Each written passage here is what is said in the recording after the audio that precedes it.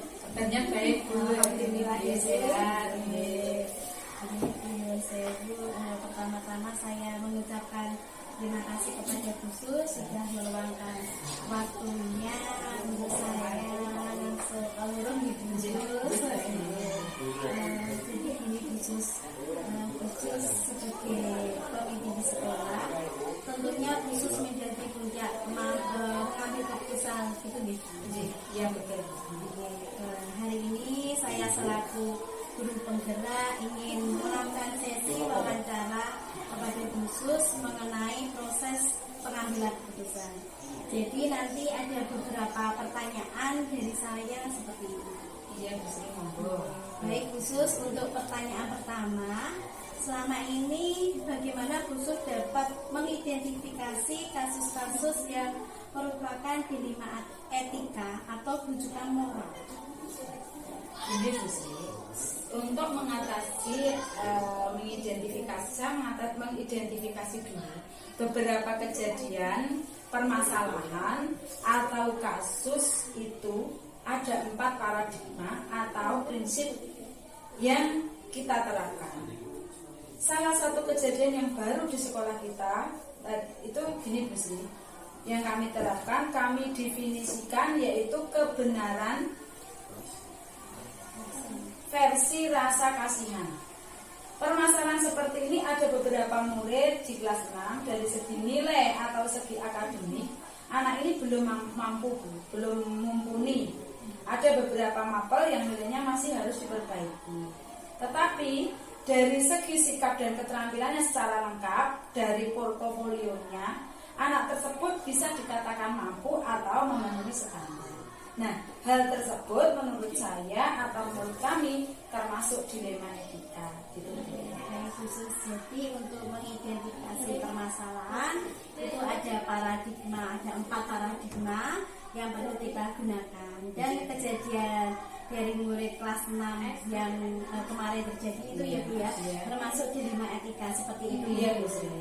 Baik, khusus selama ini bagaimana khusus menjalankan pengambilan keputusan di sekolah khusus, terutama untuk kasus-kasus di mana ada 2 kepentingan yang sama-sama benar atau sama-sama mengandung nilai kebajikan. Jadi begini Bu, untuk mengidentifikasi kasus sebagai seorang pemimpin, saya akan mengidentifikasi dulu Bu, apakah situasi dalam mengambil keputusan ini kita harus mengidentifikasi masalah terlebih dahulu. Apakah kasus tersebut berada di bujukan moral atau dilema etika? Selanjutnya ada beberapa hal yang perlu kita lakukan, begitu. Baik Bu ya, jadi menurut khusus ini dalam mengambil keputusan harus ada beberapa tahapan ya Bu ya, situasi mengambil keputusan. Ini kita harus mengidentifikasi masalah terlebih dahulu seperti itu ya Bu. Baik khusus. Ya, jadi menurut Ibu ini ya Bu ya, jadi khusus ini dalam mengambil keputusan harus ada tahapannya ya Bu ya, yaitu ada 4 paradigma, dilema etika, ambisi dan 9 langkah pengujian keputusan. Betul sekali Bu, di mana nanti dalam pengambilan keputusan kita dapat menghasilkan keputusan yang terbaik dan bertanggung jawab demi kepentingan bersama. Itu Bu. Wah, itu menurut saya apa ya Bu, menarik sekali lah ya. Untuk pertanyaan berikutnya gitu, langkah-langkah atau prosedur seperti apa yang bisa khusus lakukan selama ini? Yang saya lakukan yang pertama adalah dengan mengidentifikasi permasalahan yang ada. Kemudian saya akan mengenali nilai apa yang bertentangan dalam situasi ini Bu. Setelah itu saya menentukan siapa yang terlibat dalam hal ini. Seringkali saya melibatkan guru untuk mengumpulkan fakta. Kemudian saya akan melakukan pengujian benar salah, melaksanakan 3 prinsip resolusi, mencari kemungkinan penyelesaian atau opsi. Kemudian trilema selanjutnya saya akan membuat keputusan, kemudian merefleksikannya. Gitu. Jadi intinya ini Ibu akan mengidentifikasi permasalahan tersebut, termasuk mengenali nilai-nilainya, kemudian siapa saja yang terlibat, melakukan pengujian benar, salah hingga melakukan 3 prinsip resolusi sampai pada saatnya baru mengambil sebuah keputusan, dan setelah itu direfleksikan seperti itu ya Bu. Iya betul Bu. Berarti intinya Ibu ketika mengambil keputusan benar-benar melalui tahapan-tahapan yang harus dilalui gitu ya Bu. Iya betul sekali Bu Sri. Karena dalam pengambilan keputusan memang tidak serta-merta asal memutuskan begitu saja. Tetapi sebagai pemimpin pendidikan, kita memutuskan sesuatu harus memikirkan dampak dan keputusan itu dari keputusan yang kita ambil itu. Itu Bu Sri. Baik Bu, selanjutnya Bu, hal-hal apa saja yang selama ini khusus anggap efektif dalam mengambil keputusan pada kasus-kasus dilema etika? Begini Bu, ketika kita berhadapan dengan dilema etika, hal yang cukup efektif dalam pengambilan keputusan pada kasus dilema etika adalah menggunakan 3 prinsip. Resolusi yaitu prinsip berbasis hasil akhir, berorientasi pada aturan yang benar, dan mengutamakan rasa peduli. Kemudian juga memperhatikan dampak jangka panjangnya, juga merupakan hal yang efektif. Selain itu juga prinsip saya melakukan diskusi dengan para guru dan pemangku kepentingan di sekolah untuk menyelesaikan sebuah permasalahan atau kasus. Jadi yang Ibu anggap efektif dalam pengambilan keputusan pada kasus dilema etika adalah penggunaan 3 prinsip resolusi. Selain itu juga melakukan diskusi atau musyawarah dengan para guru serta pemangku kepentingan sekolah seperti itu ya. Dan tidak asal langsung memutuskan sendiri gitu ya. Karena gini Bu, saya itu di sekolah itu apapun bentuknya saya itu tidak sendirian. Ada bapak ibu guru atau ada pihak-pihak lain yang ikut memutuskan segala sesuatunya. Apalagi di sini banyak juga pemangku kepentingan yang ada di sekolah. Maka solusinya kita bersama-sama agar mendapatkan hasil yang terbaik untuk kita sendiri. Kemudian hal-hal apa saja yang selama ini merupakan tantangan dalam mengambil keputusan pada kasus-kasus dilema etika?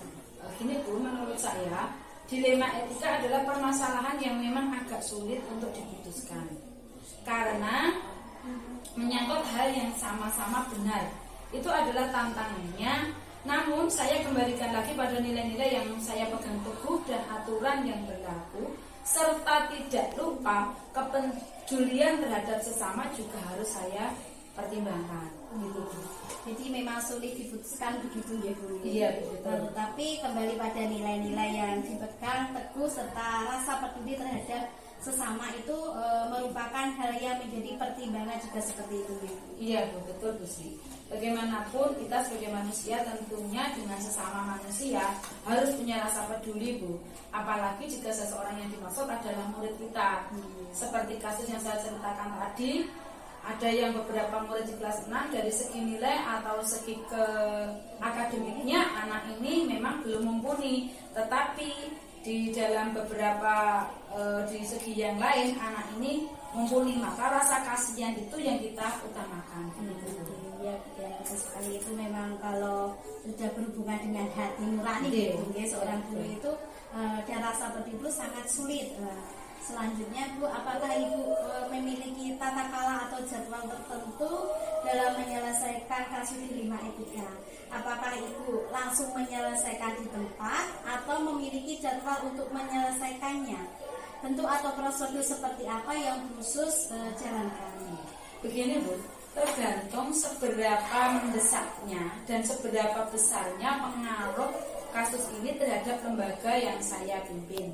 Jika memang memerlukan waktu dan pihak-pihak lain yang terlibat, maka saya akan membuat alokasi waktu yang khusus untuk itu.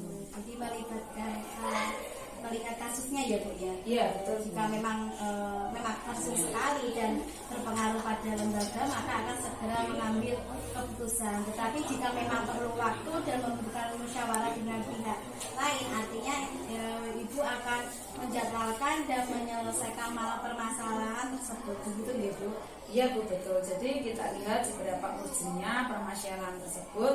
Jika memang sifatnya segera, maka saya akan segera selesaikan saat itu juga. Begitu.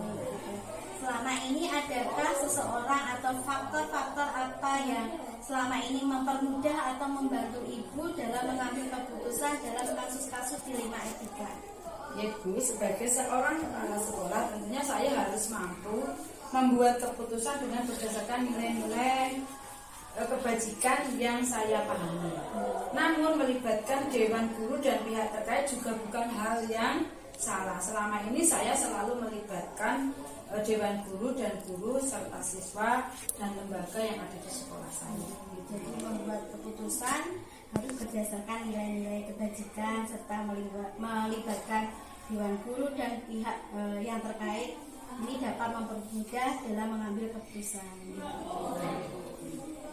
Betul, dengan melibatkan dewan guru serta pihak terkait maka akan lebih ringan Bu dalam mencari solusi dari suatu kasus atau permasalahan yang kita hadapi. Ini pertanyaan yang terakhir nih Bu ya. Semua hal yang telah disampaikan, pembelajaran apa yang dapat Ibu petik dari pengalaman khusus mengambil keputusan dilema etika? Begini Bu, dari hal-hal yang sudah saya alami, pembelajaran yang dapat saya petik adalah nilai-nilai kebajikan dalam diri, prinsip pengambilan keputusan, paradigma berpikir, dan langkah-langkah pengambilan keputusan menjadi dasar pengambilan keputusan yang bertanggung jawab. Begitu Bu. Baik khusus, jadi Ibu dapat memetik banyak hal dari pengalaman pengambilan keputusan, yaitu paradigma berpikir dan langkah-langkah mengambil keputusan yang menjadi dasar sebuah keputusan yang bertanggung jawab. Pada intinya keputusan yang terbaik itu ya Bu. Iya, betul sekali Bu Sri. Jadi saya sebagai pemimpin di sekolah ini, saya sudah menerapkan 4 paradigma dilema etika, 3 prinsip dan 9 langkah pengujian keputusan dalam mengambil keputusan. Menurut saya, langkah inilah yang paling tepat untuk mengambil sebuah keputusan. Di sini saya banyak belajar juga dari Pak Danu dan Pak Ari pada angkatan sebelumnya. Saya sering mendampingi beliau Bu. Maka saat ini bila ada CGP, pada saat beliaunya mengikuti CGP, dan pada Pak Danu maupun Pak Ari ini juga menularkan ilmunya kepada kami, yakni dengan berbagai praktik baik. Itu luar biasa sekali ya Bu. Tidak terasa mungkin cukup lama saya berbincang-bincang dengan khusus. Banyak hal dan pembelajaran yang saya dapat dari percakapan ini. Saya mengucapkan banyak terima kasih kepada khusus sudah meluangkan waktunya buat saya. Semoga khusus sukses selalu, sehat seperti itu Ibu. Bu Sri, sama-sama. Semoga Bu Sri juga sukses dalam mengikuti CGP ini ke depannya dan segera lulus dalam mengikuti pendidikan ini, dan ilmu yang panjenengan dapat nanti dapat bermanfaat bagi sekolah kita nanti maupun bagi sesama yang ada di lingkungannya di sini. Amin khusus, terima kasih.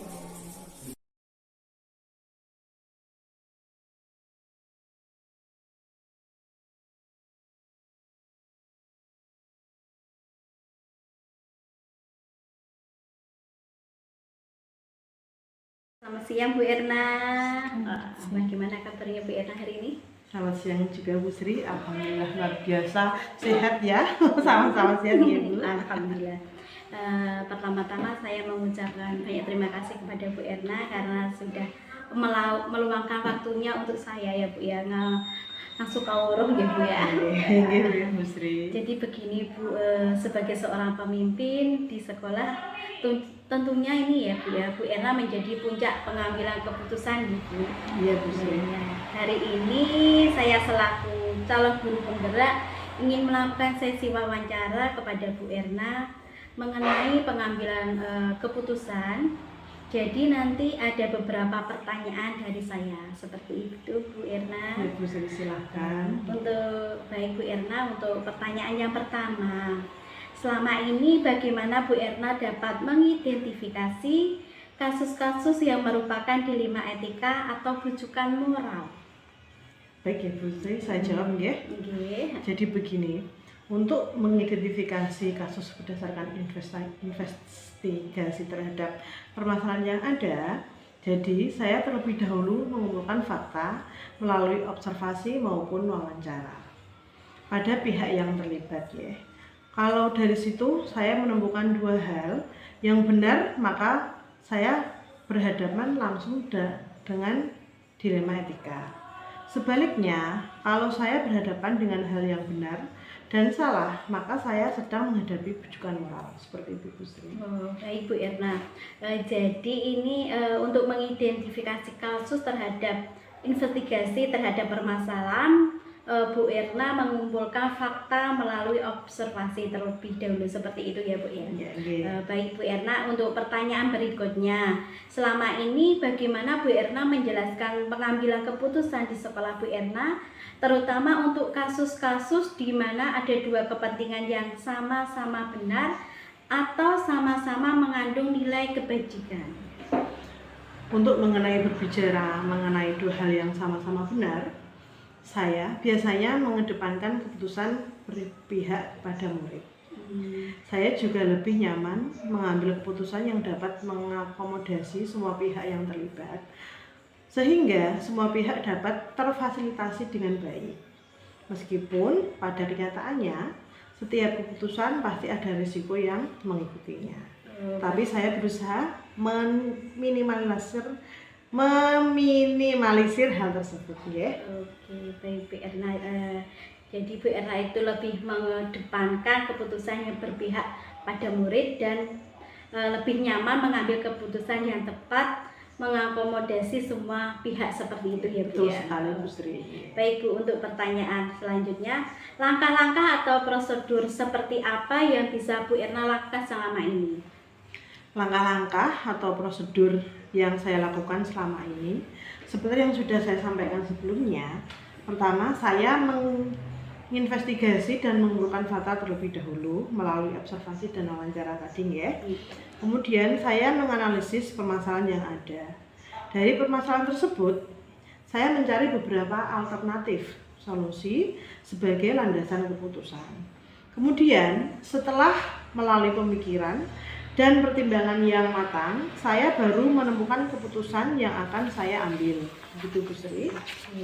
Baik Bu Erna, jadi Bu Erna ini pertama melakukan investigasi terlebih dahulu, kemudian fakta melalui wawancara, kemudian menganalisis permasalahan yang ada, dan setelah melalui pemikiran yang matang, baru menentukan keputusan yang akan diambil ya Bu ya.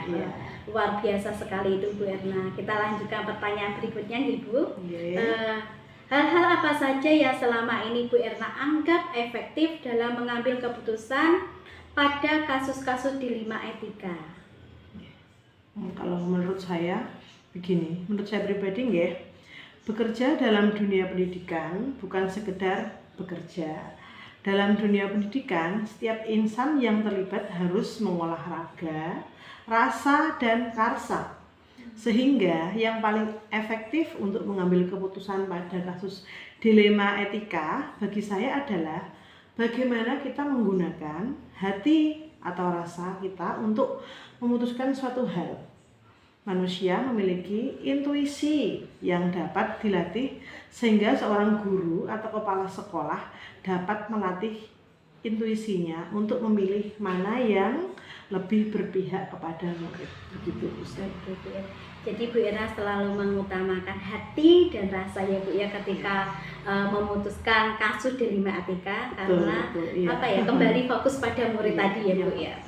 Yang pertama kan emang murid. Betul sekali Bu Erna. Kemudian hal-hal apa saja yang selama ini merupakan tantangan dalam mengambil keputusan pada kasus-kasus dilema etika? Menurut saya, tantangan dalam menghadapi dilema etika adalah bagaimana kita memilih keputusan yang dapat menjembatani semua pihak yang terlibat. Dengan menjembatani semua pihak yang terlibat, kita dapat meminimalisir resiko yang ada. Itu Bu Sri.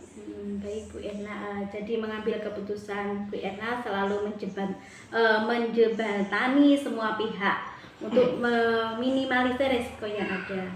Wah, itu menurut saya luar sekali Bu Erna ya. Untuk pertanyaan berikutnya, apakah Bu Erna memiliki sebuah tata cara atau jadwal tertentu dalam sebuah penyelesaian kasus dilema etika? Apakah Bu Erna langsung menyelesaikan di tempat atau memiliki sebuah jadwal untuk menyelesaikannya? Bentuk atau prosedur seperti apa yang Bu Erna jalankan? Dalam menyelesaikan sebuah kasus dilema etika, saya itu tidak kaku, Bu. Harus mengacu pada jadwal tertentu, ya. Saya berusaha fleksibel, menyesuaikan dengan urgensi yang ada. Jika harus memutuskan saat itu juga, saya tetap meminta waktu untuk mengklarifikasi kepada semua pihak. Begitu Jadi, kalau menurut saya ya, Bu. Jadi intinya fleksibel gitu ya Bu ya? Fleksibel sesuai waktulah, Bu. Tepatnya kapan, bagaimana mengambil Intinya keputusan enak ya Bu itu. ya, lebih fleksibel seperti Jadi itu. tidak kaku-kaku sekali. Betul Ya. sekali itu. Terus kemudian, adakah seseorang atau faktor-faktor apa yang selama ini mempermudah atau membantu Bu Erna dalam mengambil keputusan dalam kasus-kasus dilema etika? Ya. Faktor yang membantu saya dalam mengambil keputusan di TK Pertiwi Jeruk diantaranya keterbukaan dan kolaborasi terhadap yang terjalin antara semua pihak di sekolah, terutama ibu-ibu guru yang mengajar di TK Pertiwi Jeruk. Ibu-ibu guru juga membantu saya dalam melakukan investigasi dan klarifikasi. Tak jarang saya juga meminta pendapat dari beliau-beliau semuanya. Oke, baik Bu Erna. Jadi ada 2 poin penting, yaitu keterbukaan dan kolaborasi. Ya. Baik Bu, ini pertanyaan terakhir. Dari semua hal yang telah disampaikan, pembelajaran apa yang dapat Bu Erna petik dari pengalaman Bu Erna mengambil keputusan dilema etika? Pengambilan keputusan dilema etika harus mengupayakan keperpihakan kepada murid, ya. Dalam mengambil keputusan tersebut tidak harus selalu kaku terhadap peraturan, tetapi berlandaskan cara berempati dalam memilih keteladanan orang lain. Begitu Bu Sri, menurut saya, ya. Baik, jadi saya jadi tahu nih Bu ya. Jadi Bu Erna itu setiap mengambil keputusan selalu berpihak dengan murid dan mengutamakan hati dan rasa.